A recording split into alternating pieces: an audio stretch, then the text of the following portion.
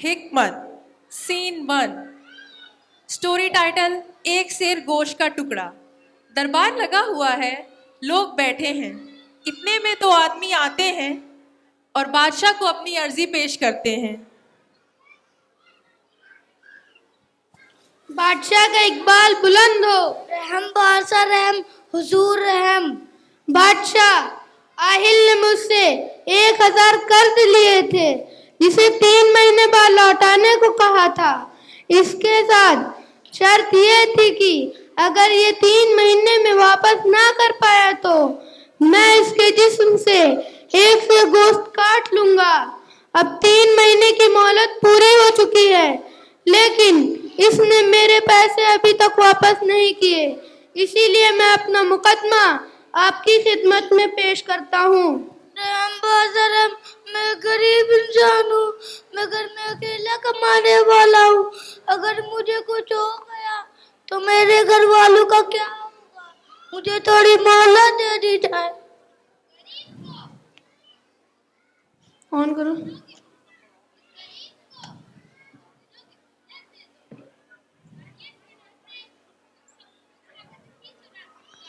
नहीं बादशाह हुजूर, मुझे इसका फैसला जल्द से जल्द चाहिए।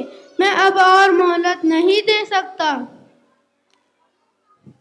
बादशाह दाना हकीम की तरफ देखते हैं। दाना हकीम ने बादशाह को फैसला 2 दिन बाद करने को कहा। दोनों आदमी वहां से चले जाते हैं और 2 दिन बाद दरबार में वापस हाजिर होते हैं। अब 2 दिनों के बाद शर्त के मुताबिक तुम्हें इस गरीब के जिस्म से एक सेर गोश्त उतारने की इजाजत है, लेकिन याद रहे गोश्त उतारते वक्त वो जरा भी कम या ज्यादा ना हो। और दूसरा, गोश्त उतारते वक्त खून का एक कतरा भी ना गिरे, वरना तुम्हें 100 कोड़े लगाए जाएंगे। हुजूर, यह कैसे मुमकिन है? मैं इतना माहिर तो नहीं कि एक सेर गोश्त ही काट पाऊं, और ये तो बिल्कुल ही मुमकिन नहीं है कि गोश्त काटते वक्त खून का एक कतरा भी ना गिरे। शर्त के मुताबिक तुम्हें ध्यान रखना होगा, वरना सजा के लिए तैयार रहना। ये सुनते ही मीजान के होश उड़ गए और उसने माफी मांगते हुए दूसरे गरीब आदमी को पैसे वापस करने की इजाजत दे दी। इस तरह दाना हकीम की सूझबूझ से एक गरीब इंसान की जिंदगी बच गई। बादशाह का इकबाल बुलंद हो। बादशाह सलामत रहे।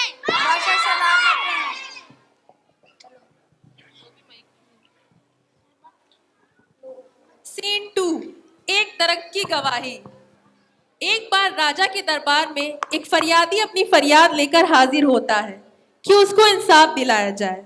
अब राजा के दरबार में बादशाह का इकबाल बुलंद हो। रहम करे मालिक, रहम करे। मैं यहाँ आज आपसे इंसाफ मांगने आया हूँ।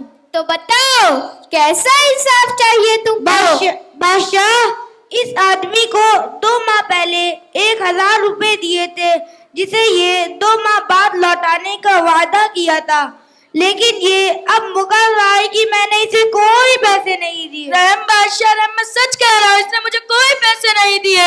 बादशाह, आप मेरा यकीन करिए, मैं सच बोल रहा हूँ। बादशाह बहुत सोच में पड़ जाते हैं कि इनका फैसला कैसे किया जाए, और वो दाना हकीम से सलाह मशवरा करते हैं। दाना हकीम इस मसले को सुलझाने का तरीका बादशाह को बताते हैं। ठीक है, उस पैसे को देते वक्त वहाँ कोई मौजूद था? नहीं बादशाह सलामत, वहाँ कोई मौजूद नहीं था।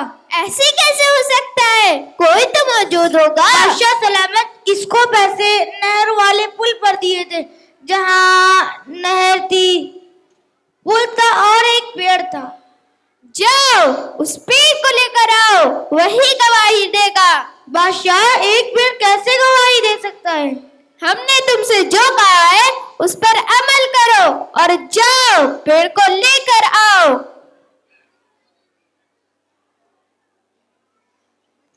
अहमद पेड़ के पास पहुंचता है और पेड़ से कहता है कि चल اور چل کے گواہی دے کہ میں نے 2 ماہ پہلے زین کو پیسے دیے تھے. دوسری طرف راجا کے دربار میں تمہیں کیا لگتا ہے کہ وہ احمد اس پیڑ کے پاس پہنچ چکا ہوگا؟ نہیں بادشاہ، وہ پیڑ تو بہت دور ہے، وہ ابھی نہیں پہنچا ہوگا. راج دربار میں سارے لوگ بے صبری سے فیصلے کا انتظار کر رہے ہوتے ہیں. تبھی احمد واپس آتا ہے. بادشاہ سلامت، مجھے معاف کیجیے، آپ نے جو پیڑ لانے کی بات کہی تھی وہ تو ناممکن ہے. اب آپ ہی بتائیے مجھے انصاف کیسے ملے گا؟ تمہیں فکر کرنے کی کوئی ضرورت نہیں، تمہارا انصاف تو ہو چکا ہے. تو بتاؤ تم نے جھوٹ کیوں بولا؟ بادشاہ سلامت، میرے یقین کریے میں نے کوئی جھوٹ نہیں بولا. تو تمہیں کیسے پتا چلا کہ وہ پیڑ یہاں سے دور ہے؟ زین شرمسار ہو کر بادشاہ سے رحم کی گہار لگاتا ہے. بادشاہ مجھے معاف کیجیے، مجھ سے خطا ہو گئی ہے. تمہیں معاف ایک شرط پہ کیا جائے گا، جب تم اس احمد کے دیے ہوئے پیسے واپس کرو گے. اور اس طرح احمد کو اس کے پیسے واپس مل جاتے ہیں. بادشاہ کا اقبال بلند ہو، بال بلند ہو. بادشاہ سلامت رہے.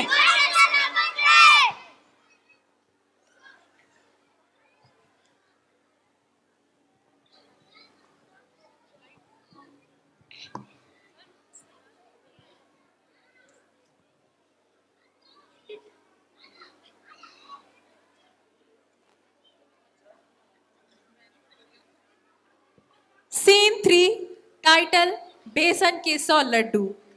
راج دربار کا سین.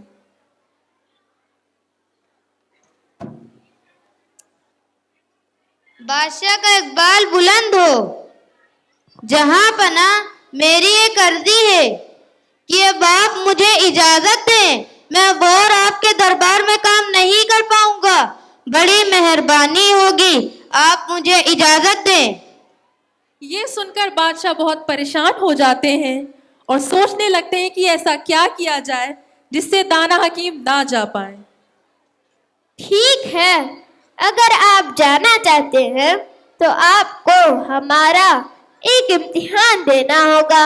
اگر آپ اس امتحان میں کامیاب ہوئے تو ہم آپ کو نہیں روکیں گے، لیکن اگر آپ اس امتحان میں ناکام ہوئے تو آپ کو یہی ہمارے دربار میں رہنا ہوگا. جہاں پناہ مجھے آپ کا یہ امتحان منظور ہے، لیکن آپ مجھے یہ تو بتائیں مجھے کرنا کیا ہوگا؟ حکیم صاحب، آپ کو ایک کمرے میں 5 دن کے لیے رکھا جائے گا، جس میں آپ کو صرف 100 دیسی گھی کے لڈو اور 1 پانی کی بوتل دی جائے گی. شرط یہ ہے کہ 100 دیسی گھی کے لڈو میں سے 1 لڈو بھی کم نہ ہو. پانی آپ پی سکتے ہیں. دانا حکیم تھوڑی دیر سوچتے ہوئے اس شرط کے لیے تیار ہو جاتے ہیں. جہاں پناہ مجھے آپ کی یہ شرط اور یہ امتحان دونوں منظور ہیں. دانا حکیم کو لے جایا جائے.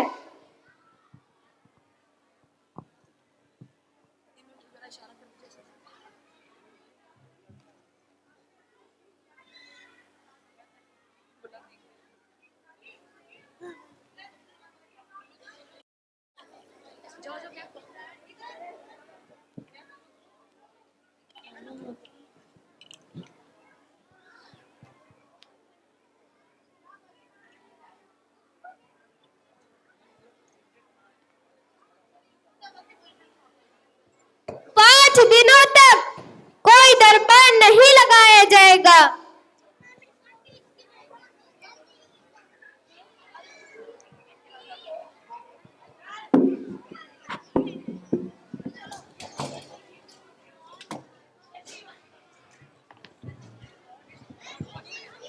اس کمرے میں اکیلے رہنا ہوگا اور صرف اس 1 بوتل پانی سے گزارا کرنا ہوگا، جو کہ بڑا مشکل کام ہے.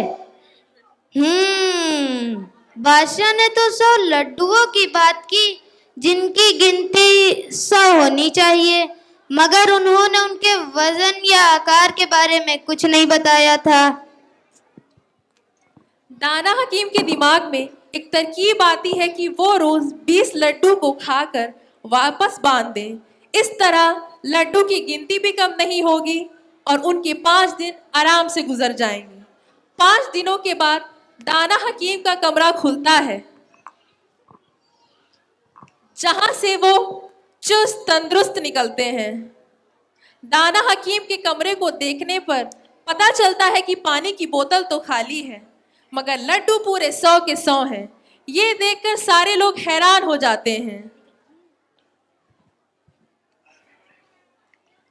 जहां पना, देखिए आपने जैसा कहा था मैंने वैसा ही किया है।